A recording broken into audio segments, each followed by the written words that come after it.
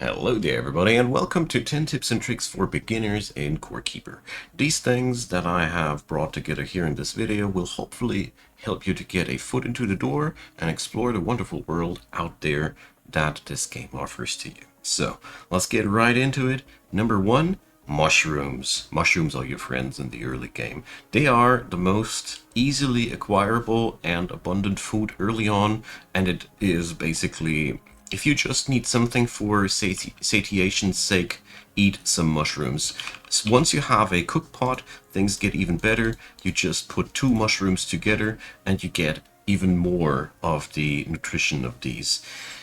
In basically all of the biomes around you, you will find that stuff, and my basic go-to strategy, as you see here too, you can get 20 nutrition out of two mushrooms put together, so this is even a net gain. All together, cook those mushrooms, put them together, and enjoy the early game food out of that. I'll be talking about mushrooms in a minute a little bit more. Number two, almost all monsters out there have spawner tiles, and if you remove them, you're getting rid of them. So here, for example, this mushroom mycelium that you see, it's where the mushrooms are growing on, can be punched and removed. So this leads to, get over here, to the fact that you can replant these things. I will show you a couple of farming strategies in a hot minute, but altogether, what I want to go down to with this is wherever you find enemies, there should be something on the floor which spawns them. Almost always that's the case. You can pick up these floors either with by punching them, or quite often you can also just pick up a shovel, right click it with that and pick it up. As far as I know, a hoe works the same. Either way, you want to get these spawner grounds where you want them. There you see, here's some mycelium on the ground and some mushroom dudes are running around there. So that's the basics there. More about that in a few. Number three, start your mini base as soon as you can. As you see here, I have set up myself right around the core. Just wall off yourself so you're not directly connected with the outside world. Here we are, not quite yet, so we're doing this. Walling off is quite important because you don't want to have monsters roaming randomly into your base. And once you have everything walled off securely, you can expand from there. Monsters won't break walls just without any provocation or nothing, so this is then your territory and expand on that. Build something like this workshop here as quick as you can, and a couple of other rooms for farming's sake. This is, well, there's no time like the present to get this started, and you might want to look for a different spot for your base later. My personal tip here is look for something with a waypoint around, because that is just really a nice spot for a base in general. But the vicinity of the core around it, it's a brilliant place for a starter. It's a brilliant spot for a starter base.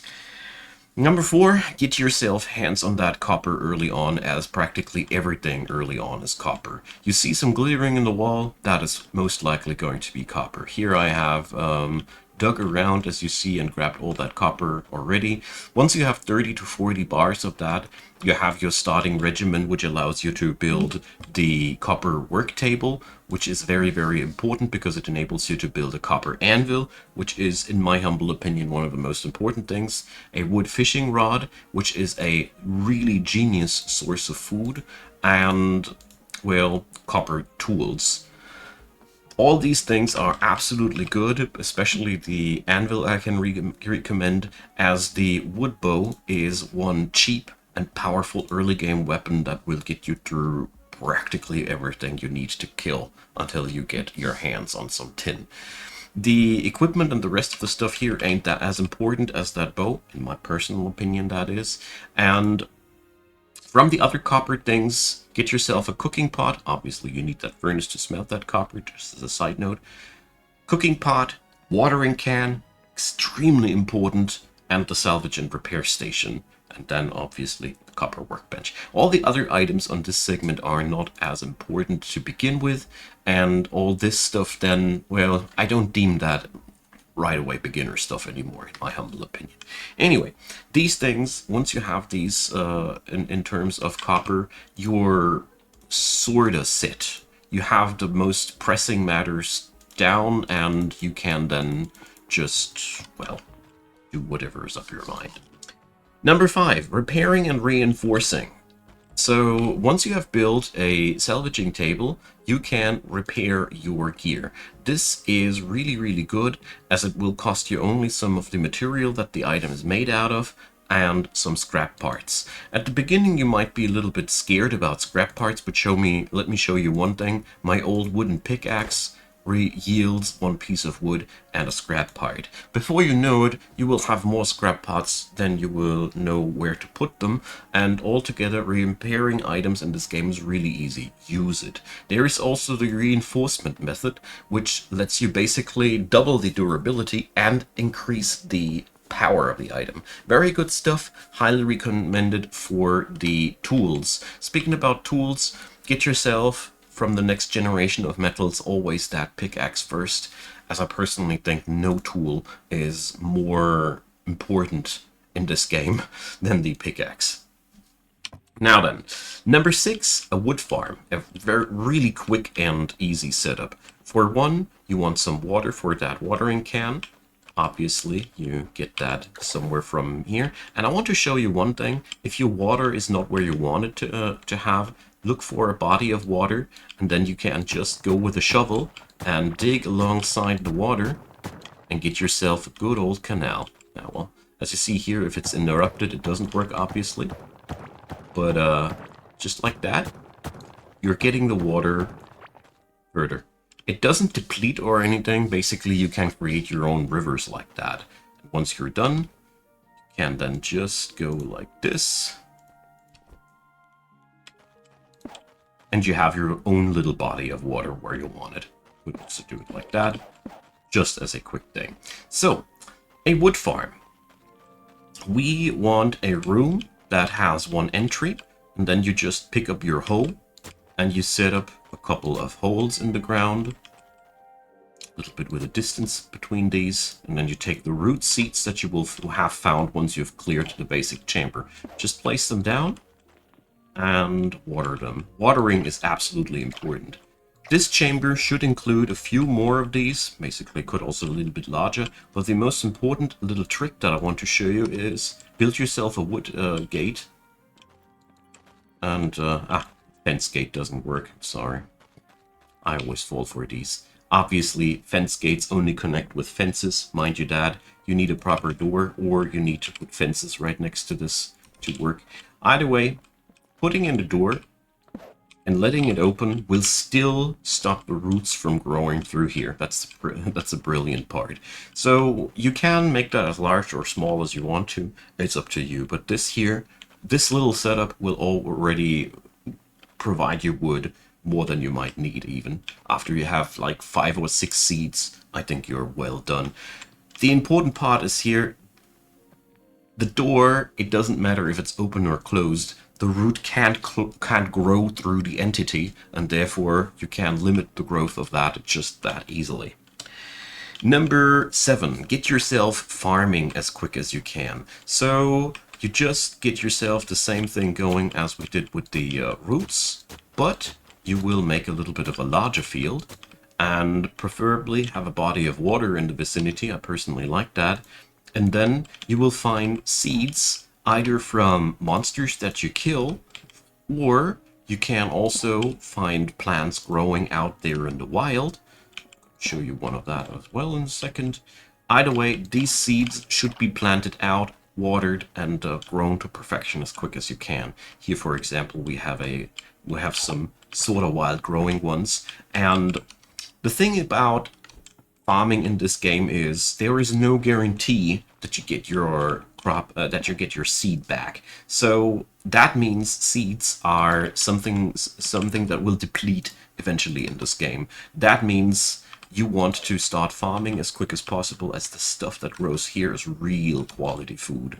Much better than the mushrooms, much better than most other things. Altogether, start farming as quick as you can. That's really something, as the food that you get out of these fields will be so much better than just these mushroom thingies. Talking about that, cooking in this game quickly brought together works like this. Every ingredient has a stat, like the blue glowy flowers let you glow, and the bomb peppers make you fast. Combine that, bomb pepper and glowy flower, you make a food that makes you fast and makes you glow. And it's always like that. Every food type has a characteristic attached to it. You combine these characteristics. That's how cooking works. So, another thing on number 8, you might eventually want to have a proper mushroom farm. So, I already gleaned it. We're going to open that, and we're going to place down more mycelium here. This here is going to produce not only mushrooms, but also enemies. All these spawner tiles will produce mainly enemies. The mushroom ones will also produce mushrooms. This is a method which allows you to control where monsters will spawn, in this version also where food will spawn. I highly recommend you to have something like this, but mind you one thing, the creatures that will be spawned here are going to be attacking you. And once you have enough mycelium together, you will create monsters that are heavy enough to destroy walls. So you might need to repair that. But apart from that, get yourself a door there, and you can collect that mycelium from your travels and get that mushroom growing at home, so you don't need to travel that far. This same method can be applied with slime and all the other things that spawn monsters. This is the basic foundations of creating mob farms here. Once you put also some of the traps that you can craft inside there as well, you can also farm the monsters automatically, although I don't recommend that early on, as your vitality skill won't go up if you don't kill them manually. Yourself, basically. Number 9, workbenches and containers. So a container put next to a workbench will attach its inventory to the workbench and lets you craft with that. So that means we put this copper bar in here, we put that wood in there, we put that dirt block in there, and now all 9 squares around that chest, if there are workbenches on it, can access that diagonally and orthogonally, so all 9 blocks. That means our anvil here can now craft out of that chest. You can also install a mod that makes the range of workbenches larger, but if you play vanilla, that's the way to go. This allows you to just link things together as you see fit. Number 10, your first boss preparations and where to find them. So if you are good at games like these, you won't probably need it, but if you're struggling with the combat or you want to feel real safe, I highly recommend slaying slimes out there until you can craft yourself a raincoat and the rubber boots. The passive effect of reduced slow from slime will make the boss fight a lot easier, in capital letters. The other thing, how to find them, well, once you get closer to a region where random screen shakes occur, congratulations, you're very close. You will also find a waypoint in the vicinity, which will allow you to teleport back to that guy. And, well, I did kill my first boss back then without the slime protection gear, but I think it would have been a lot easier with it. After that, you can collect something from the boss, slap it into one of the statues here, unlock some items, and then you see there's more bosses, and so the progression continues. You will have to look for a new biome where the new metal tin is to be found, and I strongly recommend, as a general tip for progression's sake in this game, always try to get yourself the next best tier of metals together, the next best tier of armor and equipment. Maybe check out some of the food, some of the fishes that are to be found in new biomes, and prepare as good as you can, or just rush headlong into the enemy as you see fit. It is really up to you, and this is a sandbox game after all, so who am I to tell you how to enjoy your game? That all being said, there are plenty of other things that I could have put into this video as well, so let me know in the comment section if you feel like adding into something that beginners should definitely know. Let me know if you want me to do a part 2 of that video. Either way, I'd be happy to hear back from you. If you have questions, of course, ask away. Feel free to leave a like or a subscribe. In the description box you will find plenty of other links that could interest you, and if you feel like my work is worth a dime to you, there are also links for that. I'd be very happy if you check them out. With a big thanks to all of the supporters of Icon Gaming. I'm really appreciating you folks. And a big thanks to you for watching this video. Also means a terrible lot to me. And yeah, I hope this was helpful for you. See you around. Bye bye.